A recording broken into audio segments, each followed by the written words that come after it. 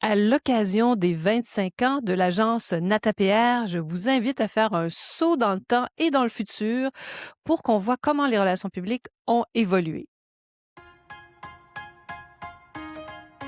Bonjour à tous, ici Nata, votre animatrice du balado Nata PR School. Vous êtes un entrepreneur ou un directeur de marketing et vous êtes sur le point de lancer un nouveau produit ou service? Ou vous vendez vos produits depuis un bon moment déjà, mais vous souhaitez savoir comment augmenter votre visibilité, vous faire connaître et toucher plus de clients? Chez NataPR, nous traitons tous les jours avec de vrais clients et nous vous enseignons des solutions RP faciles, amusantes et honnêtes. Vous apprendrez ici les étapes simples pour combiner la force des relations publiques aux médias sociaux dès maintenant. Suivez-nous. Bonjour et bienvenue à ce 258e épisode du balado du podcast Nata PR School. Aujourd'hui, on continue d'explorer ces 25 dernières années et j'avais surtout envie de vous parler de l'arrivée des médias sociaux et leur impact sur notre bel univers de relations publiques. Les médias sociaux, c'est vraiment majeur. Et puis quand je regarde, bien sûr, les 25 dernières années en relations publiques, je peux vous dire une chose, ça a beaucoup changé et ça a redéfini le pouvoir. Les médias sociaux, le web en général, bien sûr. Avant, les médias traditionnels, ce qu'on connaît, ce que tout le monde connaît, ils étaient les gardiens de la visibilité. Ça n'existait pas, les médias sociaux, donc c'était grâce à eux qu'on pouvait obtenir de la visibilité. Si vous voulez exister publiquement, on n'avait pas le choix. Il fallait passer par eux. Aujourd'hui, c'est plus le cas, bien au contraire. Les marques, les entrepreneurs, les experts peuvent prendre la parole directement. Ils ont leur propre plateforme de médias sociaux. Il y a beaucoup de nouvelles. On le voit d'ailleurs en politique. Ils annoncent des grandes nouvelles ou des stars. Ils passent souvent directement sur leur plateforme pour éviter justement d'avoir à parler aux grands médias. Ils vont faire des annonces à travers leurs médias sociaux. Alors voilà, ça devient vraiment un outil incontournable. C'est une vraie révolution quand on y pense. Il y a 25 ans, ça n'existait pas. Le web existait à peine, Internet existait à peine. Mais attention, les médias sociaux n'ont jamais remplacé les relations publiques. Ça, c'est vraiment intéressant. D'ailleurs, on est encore actifs. Nous, à l'agence NataPR, 25 ans plus tard, les médias sociaux ne nous ont pas remplacés, bien qu'il y en a qui ont pensé que ça allait arriver. Ben non. Au contraire, ce que ça fait, c'est que ça complète vraiment très bien les médias sociaux. D'ailleurs, aujourd'hui, c'est intéressant, il y a des gens qui tout à coup existent sur les médias sociaux et veulent toucher un plus large public et nous contactent pour faire une campagne de relations publiques. Ça, c'est vraiment fascinant. Alors donc, qu'est-ce que ça fait? Les relations publiques, ça continue d'amplifier les médias sociaux et ça expose encore davantage, vraiment. Alors, une marque qui est très visible sur les médias sociaux a pas toujours nécessairement une grande crédibilité. Elle va rester des fois fragile aussi. Pas toujours, bien sûr, mais en général. En général, quand on vit dans un vase clos, que ce soit les médias sociaux uniquement, et on va pas de l'autre côté, on traverse pas, ça rend une marque des fois plus fragile, la notoriété est peut-être moins forte. Au fait, vous vous privez aussi d'un immense bassin de consommateurs, ça c'est certain. Mais tout change, comme je dis tout le temps, dans 5 ans, on verra où en sont les médias traditionnels, mais ils existent encore, profitez-en. Alors, à l'inverse, une couverture médiatique solide, sans relais social, va aussi perdre une partie de son impact, c'est sûr. Donc, on va toucher un public différent avec les grands médias traditionnels en ligne, mais pas toujours ceux qui sont sur les médias sociaux, vous voyez. Donc aujourd'hui, on s'en sort pas, il faut faire plusieurs choses.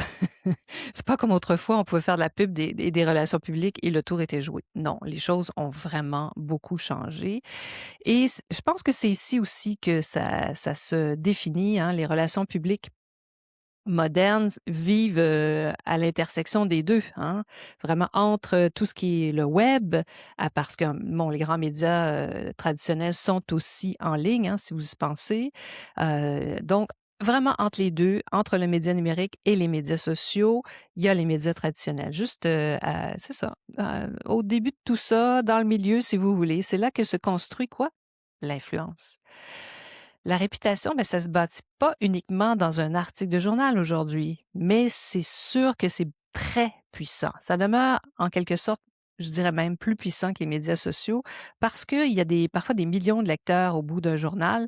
Donc, la réputation est très forte, surtout quand un journaliste choisit de parler de vous. C'est pas vous-même qui parlez de vous sur vos propres plateformes de médias sociaux. C'est très fort, hein? C'est quand il y a une personne extérieure, un parti extérieur, un third party, comme on dit en anglais, qui choisit de parler de vous. Alors, votre réputation, elle se bâtit, bien sûr, de façon différente aujourd'hui avec les médias traditionnels, mais aussi à travers des stories. Mais il y a un côté éphémère, hein, tandis que sur les médias traditionnels, ça continue. Les stories, etc., TikTok, etc., hein. Mais à l'agence, on a beaucoup travaillé tout l'aspect des médias sociaux. Au fait, on est devenu, comme beaucoup d'agences en relations publiques, sachez-le, vraiment des experts avec les influenceurs. Pourquoi? Parce qu'on les a vus arriver. On les a vus arriver, on s'est mis à travailler avec eux et on continue de travailler avec eux, bien sûr.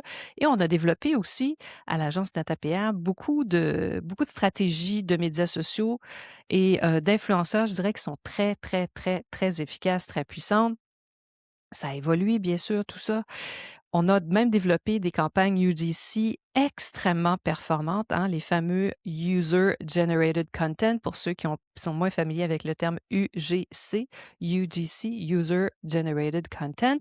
Cette fameuse tendance UGC, on a vraiment développé quelque chose de vraiment très, très, très formidable qui fonctionne très bien, beaucoup mieux que n'importe quelle plateforme que vous pouvez trouver en ligne maintenant qui vous promet des miracles.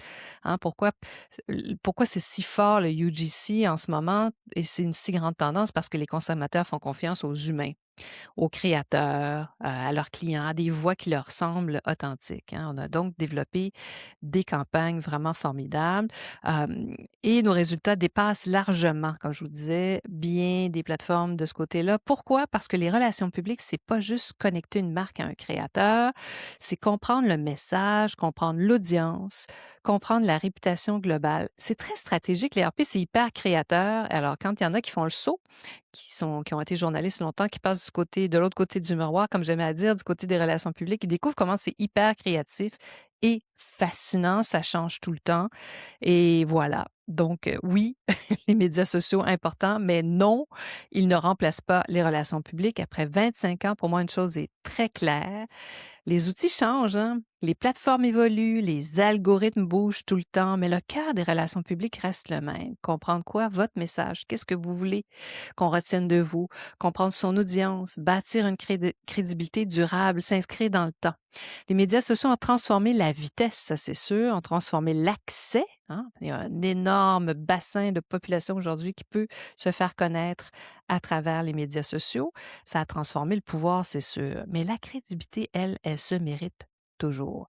Si vous avez envie d'en savoir plus, hein, sur nos stratégies d'influence en UGC, en UGC, si vous voulez savoir comment on travaille avec les influenceurs, comment on intègre aussi les relations publiques à travers tout ça, je vous invite à me contacter. Mes coordonnées sont toujours en bas dans les notes de l'épisode, mais c'est simple, c'est nata@natapr.com.